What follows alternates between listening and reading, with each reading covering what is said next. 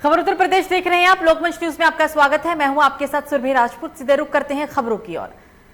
सबसे पहले बात करेंगे यूपी की जौनपुर की, जहां जौनपुर में एक बार फिर लव जिहाद का मामला सामने आया है। आपको बता दें कि गांव के ही मुस्लिम लड़के पर प्रेम जाल में फंसाकर हिंदू की दलित परिवार की लड़की को भगाने का आरोप लगा है।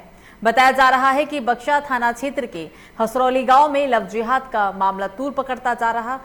गांव में ही एक लड़की की शादी 22 जून को होनी थी। शादी की पूरी तैयारियां कर ली गई थी। आरोप है कि उसके 3 दिन पहले ही पड़ोस गांव का एक मुस्लिम लड़का बीते रविवार को लड़की को प्रेम जाल के फंसाकर अपने साथ भगा ले गया। परिजनों ने ग्रामीण आशंका जता रहे हैं कि धर्म परिवर्तन कराकर लड़की की कहीं शादी ना करा दी जाए। फिलहाल पुलिस की तहरीर पर पुलिस ने केस दर्ज कर 2 लोगों को हिरासत में लिया है, जिनसे पुलिस लगातार पूछताछ कर रही है।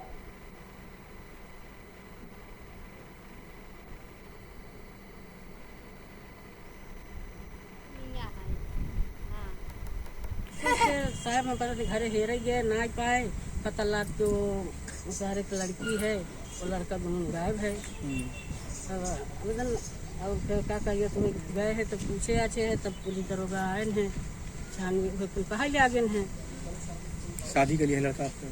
शादी कर लिए, शादी कर लिया है लड़का? मैं आपसे पूछ रहा हूँ, लोग कह रहे हैं। हम ना मालूम साहब, अब हमें पता ही नहीं गया, नंबर ही नहीं लागत, बात कैसे हम बताइए। कहाँ कहाँ आपने खोजबीन किया, कितना खोजा है बच्चे को अपने?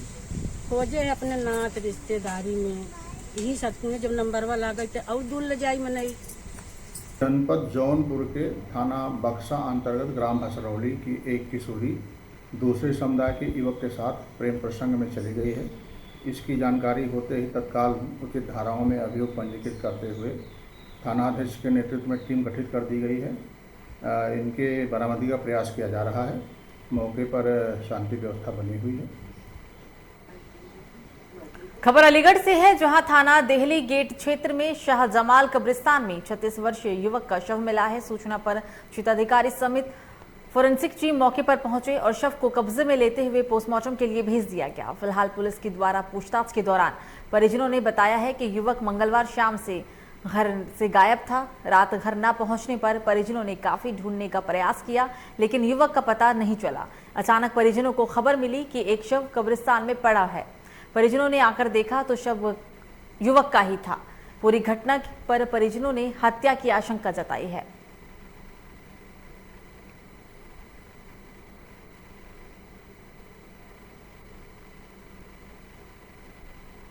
तो पूरा मामला आपको अलीगढ़ से बता रहे हैं, जहां एक 36 वर्षीय युवक का शव कब्रिस्तान में पड़ा हुआ मिला। हालांकि इस पूरे घटना के बाद परिजन हत्या की आशंका जता रहे हैं।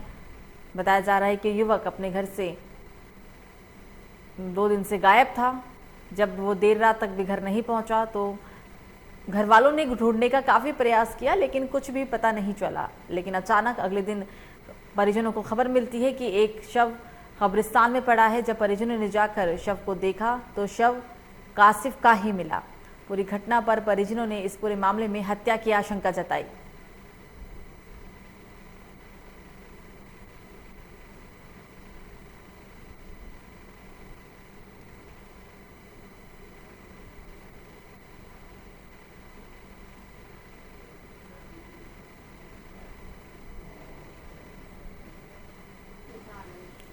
तो अगली खबर बस्ती से है, जहां बीते कुछ दिनों से बदमाश घटनाओं को अंजाम दे रहे हैं। हाल ही में कोतवाली थाना क्षेत्र के बड़ेबन चौकी से 1 किलोमीटर के अंदर लूट की घटना को अंजाम दिया गया, जिसका खुलासा अभी तक पुलिस नहीं कर सकी। तो वहीं दूसरी तरफ पुरानी बस्ती थाना क्षेत्र की पुलिस बोलेरो लूट की घटना का खुलासा किया। उसी रात हाईवे किनारे से लुटेरों ने एक पिकअप लूटकर फरार हो गए थे, जिसको लेकर पुलिस की टीमें तहकीकात में लगी हुई है, लेकिन अभी तक पुलिस को इसमें कोई भी सफलता नहीं मिल पाई है। बताया जा रहा है कि बीती रात पुलिस और बदमाशों के बीच मुठभेड़ में पुलिस ने 2 लुटेरों को पकड़ने में कामयाबी हासिल की। इन लुटेरों के द्वारा हाल ही में एक टीचर से 33,000 की लूट की घटना को अंजाम दिया गया था। मुठभेड़ में घायल सिपाही और लुटेरों का इलाज जिला अस्पताल में किया जा रहा है। पुलिस अधीक्षक आशीष श्रीवास्तव का कहना है कि थाना परसामपुर में 3 जून को एक बैंक से जब व्यक्ति रुपए निकालकर घर जा रहा था तो इन लोगों ने 33,000 की लूट को अंजाम दिया था।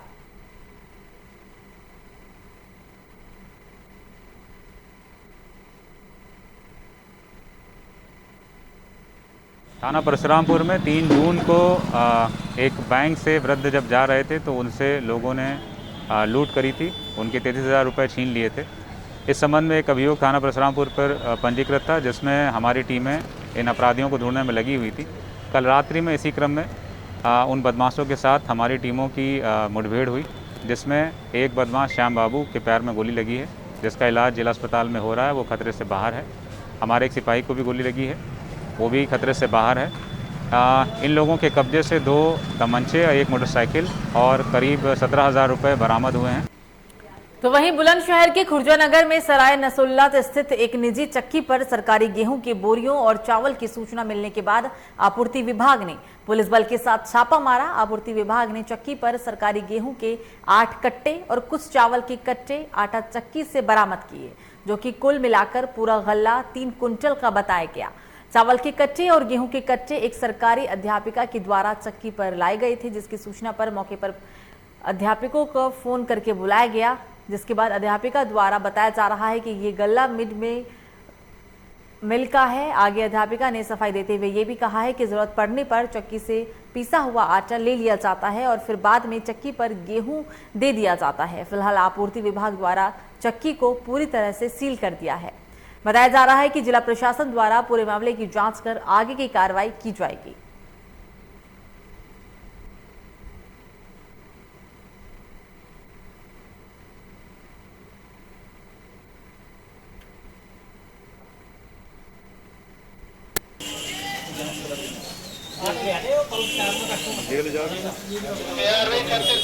आज एक शिकायत पर उप जिलाधिकारी महोदय के आदेश से मैं यहाँ पर आया था कि यहाँ सराय मोहल्ले में एक इसकी भिखारी लाल की चक्की है, वहाँ पर सरकारी राशन पाया गया। बाद में पता चला कि मिड डे मील का है। करीब 3 कुंटल थे 6 कट्टों में, 3 कुंटल राशन था। वो सप्लाई विभाग द्वारा इसका जो है कार्रवाई की गई है और ये सील कर दिया गया है। तो वरिष्ठ पुलिस अधीक्षक श्री संतोष कुमार सिंह द्वारा थाना औरंगाबाद का वार्षिक निरीक्षण के दौरान थाना औरंगाबाद पहुंचकर गार्ड की सलामी ली गई। इसके उपरांत वरिष्ठ पुलिस अधीक्षक महोदय द्वारा औरंगाबाद थाना कार्यालय के कोविड हेल्प डेस्क, महिला हेल्प डेस्क, बंदीगृह, शौचालय की मरम्मत आदि को भी चेक किया गया। थाना प्रभारी औरंगाबाद को अभिलेख पूर्ण करने, अभिलेखों का रखरखाव रखने, हिस्ट्री शीटर अपराधियों की निगरानी रखने और थाना परिसर को स्वच्छ रखने और प्रतिदिन थाना क्षेत्र में भ्रमणशील रखकर अपराधों पर प्रभावी अंकुश लगाने संबंधी आवश्यक दिशा निर्देश दिए गए।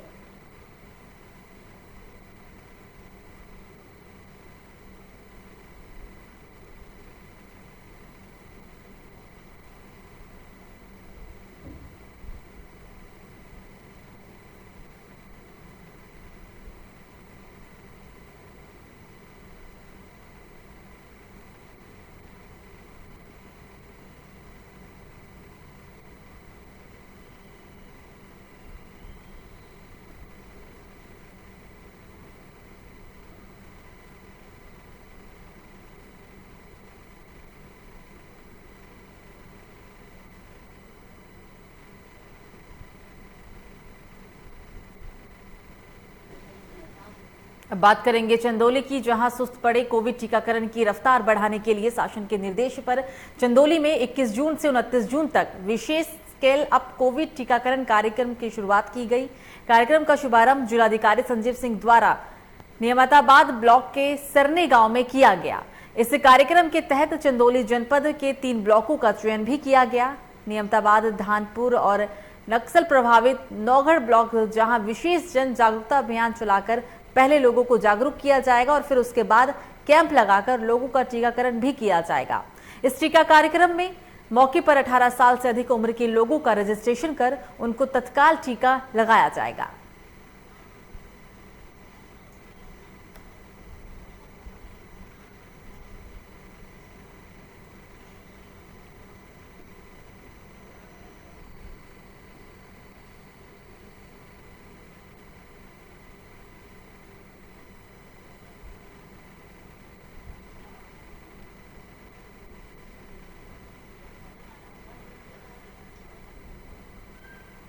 इसमें लोग जो 18 प्लस के हैं बिना रजिस्ट्रेशन के आके यहाँ पर टीकाकरण करा सकते हैं और उनको कोई भी रजिस्ट्रेशन की औपचारिकता करने की ज़रूरत नहीं है। इसके अतिरिक्त इसके लिए चूँकि लोगों में एक भ्रांतियाँ थी उसको भी दूर करने के लिए हम लोगों ने मोबिलाइजेशन बैठकें की हैं। प्रधानों के नवनिर्वाचित प्रधान हैं, ग्राम निगरानी समिति के सदस्य हैं, उनके साथ बैठकें की हैं।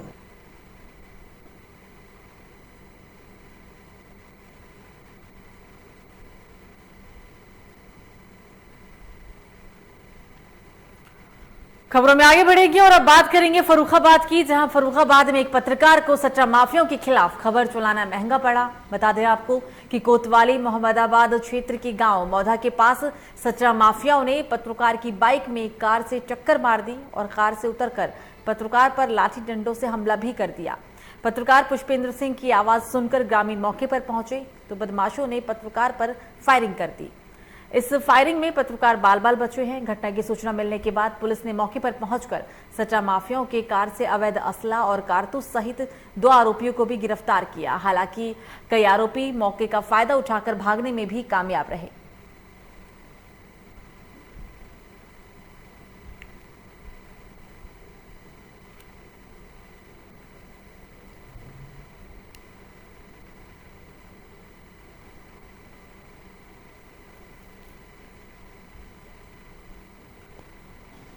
तो वहीं बाढ़ प्रभावित क्षेत्रों में परिवहन मंत्री अशोक कटारिया ने बुधवार को दल बल के साथ दौरा किया है।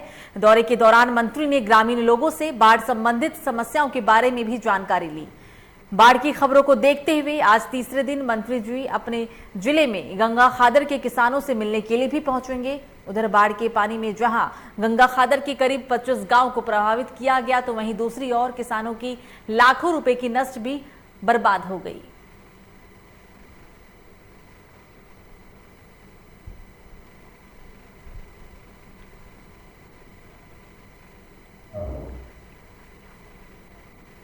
तो मंत्री के द्वारा बाढ़ प्रभावित इलाके का आज दौरा किया जाएगा,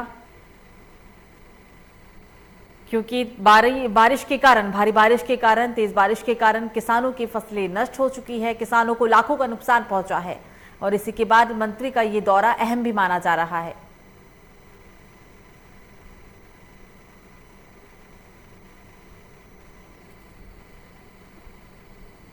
देखिए, ये पहाड़ों पर लगातार जो भीषण बरसात हो रही है उसका दुष्परिणाम है और मैं मानता हूँ कि सरकार ने प्रशासन को लगातार आदेश दिया है कि जो ऐसे लोग हैं जो गंगा में बाढ़ से प्रभावित हुए हैं उनके पुनर्वास की व्यवस्था होनी चाहिए। उनके साथ जो जान माल की हानि होने की संभावना उससे उसका बचाव करना चाहिए। तो ऐसा प्रशासन लगा भी है। कल मुझे पता लगा कि जिलाधिकारी वगैरह सब लोग इस इलाके में आए थे। आज मैं स्वयं भी आया हूँ इस इलाके में देखने और स्थिति निश्चित रूप से चिंताजनक है, क्योंकि गांव से लगी हुई गंगा इस तरह उफान पर बह रही है, तो ये निश्चित चिंताजनक है। इसको मैं ऊपर अवगत। तो फतेहपुर जिला कांग्रेस कमेटी के तत्वाधान में नवीन मंडी समिति में विपणन शाखा की तरफ से संचालित गेहूं क्रय केंद्र में किसानों की गेहूं खरीद न होने की वजह से धरना प्रदर्शन किया गया। धरना का नेतृत्व कर रहे जिला उपाध्यक्ष संगठन प्रभारी शिवाकांत तिवारी और कांग्रेस नेत्री नीलम भारती ने जमकर सरकार के खिलाफ नारेबाजी की। शिवाकांत तिवारी ने कहा कि जब तक कतार के अंतिम किसान के गेहूं की तौल नहीं होती तब तक वो पीछे हटने वाले नहीं है। जरूरत पड़ी तो वह माननीय जिलाधिकारी के यहां भी धरना देंगे। कांग्रेस नेत्री नीलम भारती का कहना था कि उनकी सरकार से मांग है कि तौल की तारीख 15 जुलाई तक बढ़ाई जाए, जिससे सभी पंजीकृत किसानों का गेहूं तौल किया जा सके। ऐसा नहीं किया जाता है तो किसान आंदोलन के लिए मजबूर हो जाएंगे और जिसकी जिम्मेदारी सरकार खुद होगी।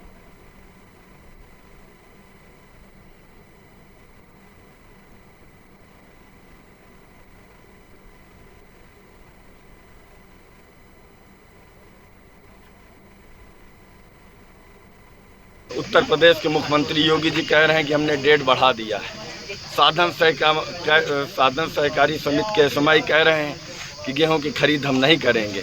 मंडी समिति में गेहूं खरीद चालू है, लेकिन टोकन जून के अप्रैल मई के हैं, लेकिन खरीद नहीं हो रही। आज उसी के लिए हम लोग मांग कर रहे हैं सरकार से कि 15 जुलाई तक गेहूं की खरीद की डेट बढ़ाई जाए। अभी पूरे हिंदुस्तान में केवल 14% गेहूं किसानों का खरीदा गया है। पूरी तरह से सरकार की दोहरी नीति है। एक तरह से साधन सहकारी समिति के एसएमआई द्वारा गेहूं खरीद बंद कराई जाती है। सर हम किसान हैं हदगाम ब्लाक जयपुर कोदैला से, हमरा मानापुर से। हमारा गेहूं तो तौल चुका है क्रय केंद्र हदगाम में FCI, लेकिन उसकी फीडिंग नहीं हो पा रही है।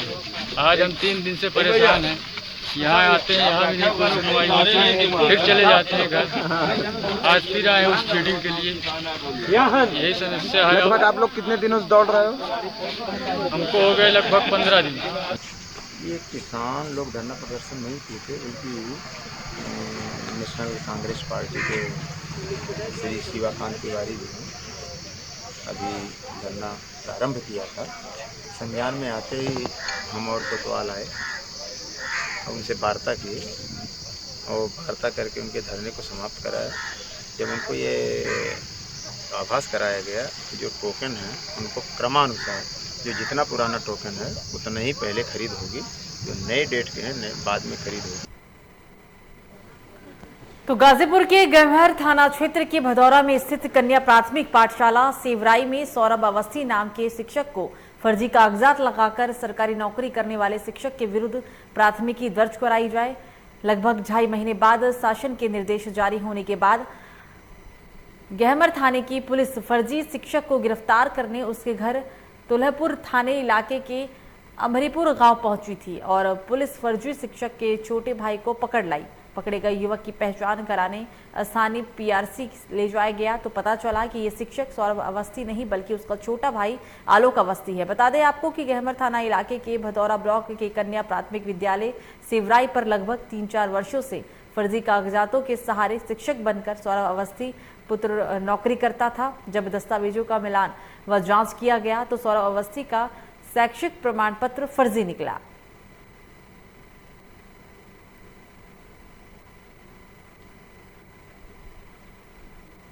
एक सौरभ अवस्थी नाम का यहाँ मास्टर था, उसके खिलाफ मुकदमा लिखा गया। उसके घर दबिश गई तो उसका छोटा भाई बताया कि हम ही सौरभ हैं जी। वो बॉम्बे में रह रहा है, इस समय भाग गया है। ये बताया कि हम ही हैं, इसको ले आए यहाँ।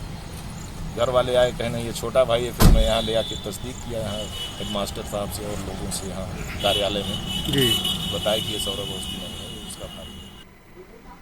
तो बात करेंगे गाजियाबाद की, जहां कोतवाली थाना क्षेत्र में युवक को गोली मार दी गई। युवक को गोली लगने की सूचना पर पुलिस मौके पर पहुंची और युवक को गाजियाबाद की जिला सरकारी अस्पताल में भर्ती कराया गया। आपको बता दें कि युवक की गंभीर स्थिति को देखते हुए दूसरे अस्पताल के लिए उसे रेफर भी कर दिया गया। फिलहाल पुलिस ने मामला दर्ज कर लिया है और पुलिस अज्ञात बदमाशों की तलाश में जुटी हुई है।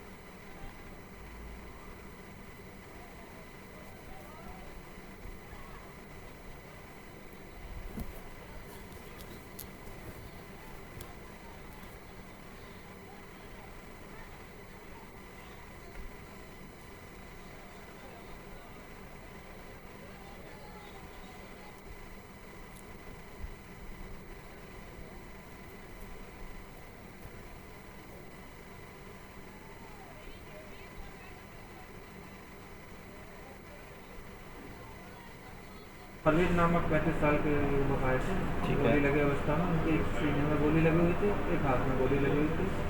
हालत गंभीर थी, इसलिए सफदरजंग हॉस्पिटल रेफर कर दिया। सर जब वो आए तो कुछ पता चल पाया क्या वजह थी, क्यों उनके गोली लगी, किस वजह से लगी? वो नहीं बता नहीं पा रहे थे कि इसमें किसने मारी या क्यों मारी। रात्रि लगभग 10:15 बजे सिद्धार्थ नगर फ्लाईओवर पर परवेज नामक व्यक्ति को गोली लगने की सूचना मिली। मौके पर तत्काल पहुंचकर घायल को इलाज हेतु MMG अस्पताल में भर्ती कराया गया। परवेज की बाइक व अन्य सामान मौके पर मौजूद मिले हैं। FIR पंजीकृत कर वैधानिक कार्रवाई की जा रही है। तो मतदान के दिन जनता चिलचिलाती धूप में अपने मत का प्रयोग करने के लिए लंबी लंबी लाइनों में इसलिए लगती है कि वो जिसे चुनने के लिए वहां पहुंची है उसका विधायक सांसद उसके हर दुख दर्द में साथ खड़ा हो। लेकिन वही जनप्रतिनिधि जब उनके दुख दर्द को अनदेखा कर फोटोशूट कराने और मोबाइल चलाने में इतना व्यस्त दिखे तो उसके चंद कदमों की दूरी पर कोई नौजवान दर्द से तड़पता रहे और उसकी मां मदद की गुहार लगाती रहे और उसे सुनाई ना दे, तो ऐसे गूंगे और बहरे माननीय की संवेदनहीनता को कोई शब्द देना मुनासिब नहीं है। यूपी के लखीमपुर खीरी जिले की सीएससी निघासन से कुछ ऐसी ही तस्वीर देखने को मिली है। आपको बता दें कि संवेदनहीनता की यहां पर सारी हदें पार कर दी गई। अस्पताल के गेट पर फर्श पर पड़ा बीमार बेटा इलाज के लिए तड़पता रहा। मां अपनी बेबसी पर आंसू बहाती रही, वहां मौजूद विधायक से मदद की गुहार लगाती रही और विधायक महाशय फोटो शूट और मोबाइल फोन चलाने में व्यस्त दिखे। अंजाम ये हुआ कि लगभग 4 घंटे बाद महिला को एम्बुलेंस मिला और उसे अस्पताल के लिए रवाना भी किया गया। उसके बेटे ने उसके हाथों में ही दम तोड़ दिया।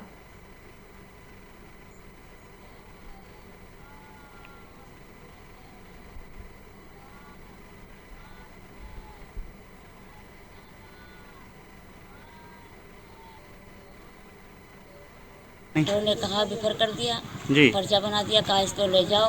तो मैंने कहा सर एम्बुलेंस करवा दो, कैसे ले जाएंगे जी। उसने कहा अपनी निजी गाड़ी कीजिए। एम्बुलेंस नहीं मिली काफ़ी समय तक? मिली, फिर 4 घंटे के बाद में एम्बुलेंस मिली। 4 घंटे तक आप वहीं बैठे रहे? वहीं बैठे रहे, मेरा बेटा तड़पता रहा। वहाँ विधायक जी भी थे क्षेत्र के? हाँ। उन्होंने भी नहीं सुनी आपकी बात? कोई नहीं सुना। कहाँ मौत हुई है फिर इसे लड़के की? रास्ते में। अस्पताल नहीं पहुँच पाए आप? नहीं पहुँच पाए। तो योगी सरकार भले ही कानून व्यवस्था कायम रखने के लाख दावे कर रही हो, लेकिन पुलिस का रसूख बढ़ाने के लिए तमाम प्रयास भी कर रही है, लेकिन लोगों में पुलिस का खौफ बिल्कुल भी दिखाई नहीं दे रहा है। आपको बता दें कि लखीमपुर में एक वीडियो वायरल हो रहा है जिसमें जामुन तोड़ने के जुर्म में बच्चों को तालिबानी सजा दी गई। वीडियो मोहम्मदी थाना क्षेत्र के गांव गेहुआ का है, जहां गांव के दबंग युवक ने खेत पर जामुन बिन रहे 2 अबोध बालकों को जमकर पीटा और उन्हें रबड़ के बेल्ट से भी पेड़ से बांध दिया। इन बच्चों का जुर्म बस इतना था, इन बच्चों ने उसके जामुन के पेड़ से जामुन तोड़ लिए थे। बच्चों घंटों तक जानवरों की तरह पेड़ में बंधे रोते रहे, बिलखते रहे, लेकिन दबंगों को इन पर बिल्कुल भी दया नहीं आई।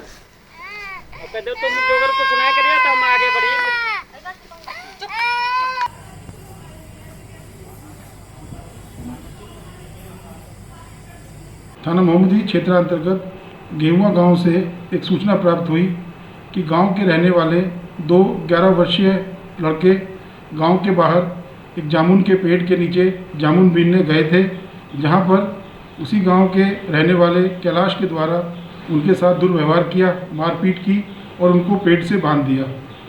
बच्चों की माताजी के द्वारा जब पुलिस को इस संबंध में सूचना दी गई तो अभियुक्त मौके से भाग गया।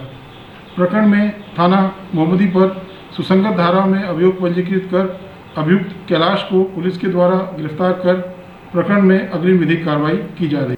तो वहीं महाराजगंज जिले के नौतनवा विकासखंड के ग्राम सभा आरजी सरकार उर्फ बैरियवा में सरकारी योजनाओं में गड़बड़ी का मामला सामने आया है। रुद्रदेव मणि त्रिपाठी ने गांव में हुए विकास कार्यों, शौचालय, मिट्टी इंटरलॉकिंग में हुए अनियमितताओं के खिलाफ एसडीएम कार्यालय के सामने धरना प्रदर्शन किया। रुद्रदेव मणि त्रिपाठी का कहना है कि प्रधान और सेक्रेटरी की तरफ से भारी अनियमितता की गई। उन्होंने ये भी कहा कि मामले की जांच के लिए कई बार ब्लॉक से लेकर जिले तक शिकायती पत्र भी सौंपा गया, लेकिन बावजूद इसके कोई भी कार्रवाई नहीं की गई। उनका ये भी कहना था कि जब तक सही तरीके से जांच नहीं की जाएगी तब तक अनशन उनका जारी रहेगा।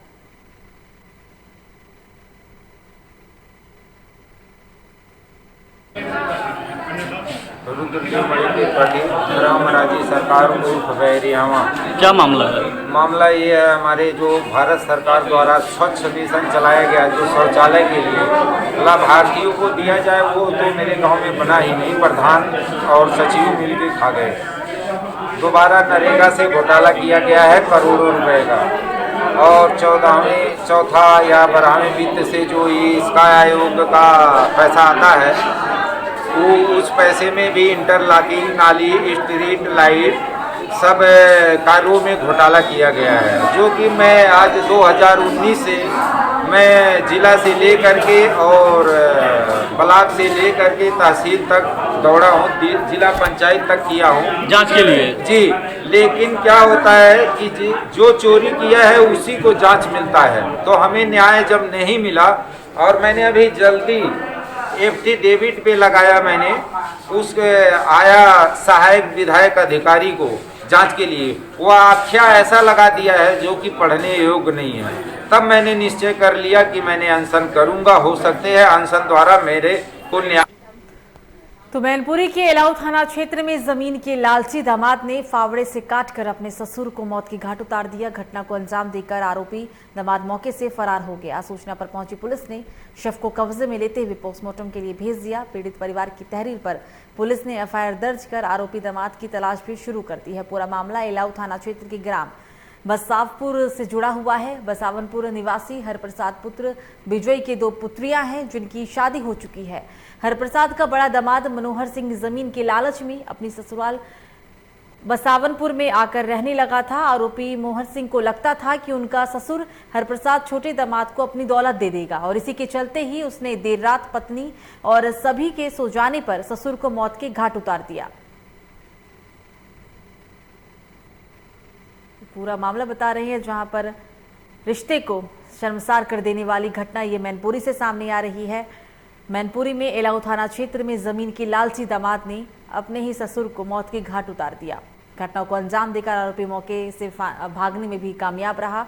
हालांकि इस घटना के बाद मौके पर पहुंची पुलिस ने शव को कब्जे में लेते हुए पोस्टमार्टम के लिए भेज दिया है। सवेरे पुलिस को सूचना मिली थी कि एलाऊ थाने में बसावपुर गाँव में दामाद ने अपने ससुर की हत्या कर दी है। तत्काल फोर्स मौके पर पहुंची, सीओ सिटी और अन्य अधिकारीगण मौके पर हैं। इसमें अभी प्रथम दृष्टया इसमें जानकारी में आया है कि जो मृतक था हरिप्रसाद, उसकी 2 लड़कियां थी और कुछ 10 बीघे ज़मीन थी जिसको लेकर के विवाद था दोनों दामादों के बीच में। इसी पर जो एक दामाद जो कि कुछ दिनों से आकर के रह रहा था, मोहर सिंह नाम का है, उससे रात में कुछ विवाद हुआ, फिर उसने फावड़े से अपने ससुर की हत्या कर दी। इसमें अभियोग पंजीकृत है और आवश्यक कार्रवाई की जाएगी। तो मिर्जापुर जिले के अदलाहट थाना क्षेत्र के पथरौरा गांव में कोविड-19 से गांव को सुरक्षित रखने के लिए 125 लोगों को कोविशील्ड के प्रथम खुराक की डोज लगाई गई है, जिसमें 45 वर्ष के ऊपर 67 लोगों को और 18 प्लस के 58 लोगों को कोविशील्ड की प्रथम खुराक का टीकाकरण किया गया। ग्राम प्रधान के द्वारा गठित की गई कोविड जागरूकता टीम ने घर घर जाकर लोगों को वैक्सीन लगाने के लिए प्रेरित भी किया। ग्राम प्रधान ममता श्रीवास्तव ने कहा है कि गांव के 45 के ऊपर 85% लोगों को कोरोना वैक्सीन लगाया जा चुका है। भाजपा नेता संजय श्रीवास्तव ने लोगों को घर घर जाकर जागरूकता करते हुए वैक्सीन लगाने की अपील की। भाजपा नेता संजय श्रीवास्तव का ये भी कहना है कि हम अपने गाँव को सुरक्षित रखने के लिए सड़कों पर टीकाकरण करवाने का लगातार प्रयास भी कर रहे हैं। पिछले दिनों कोरोना वायरस जो इस तरीके से तेजी से बढ़ा था, उसमें काफ़ी संख्या में लोगों की मौत हो चुकी थी, लोगों ने अपनों को खोया था। लेकिन हमारे देश के प्रधानमंत्री और उत्तर प्रदेश के मुख्यमंत्री ने कोरोना वैक्सीन पर विशेष रूप से ध्यान दिया।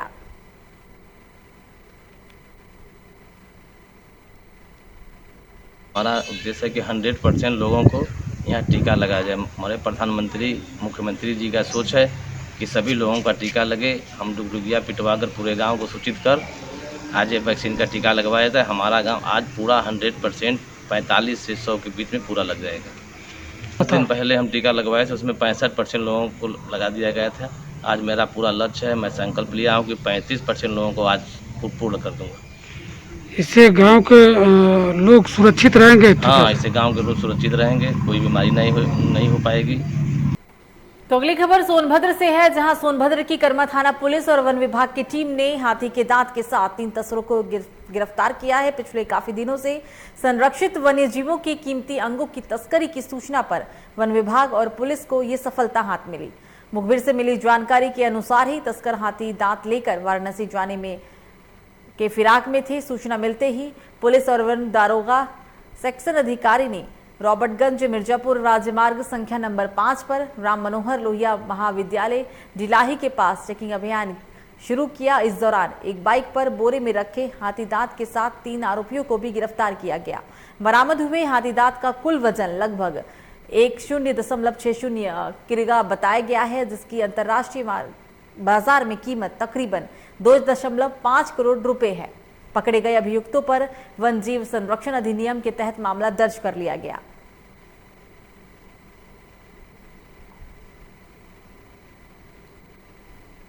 एक गोपनीय सूचना के आधार पर वन विभाग और कर्मा थाना पुलिस द्वारा एक संयुक्त कार्रवाई में 3 अभियुक्तों को गिरफ्तार किया गया है और उसके पास से करीब 10 किलो हाथी के दांत बरामद किए गए हैं। ये गिरफ्तार किए गए मुलजिमों के नाम परमेश्वर प्रजापति, भैयालाल मौर्य और धर्मलाल मौर्य हैं। ये इसमें से तीनों घोरावल थाना क्षेत्र के रहने वाले हैं और इनके पास जो हाथी का दांत बरामद हुआ है उसकी अंतर्राष्ट्रीय कीमत तो करोड़ों में बताई जाती है। तो फिलहाल न्यूज बुलेटिन में मुझे दीजिए इजाजत। लोकमंच न्यूज पर खबरों का सिलसिला जारी रहेगा। नमस्कार।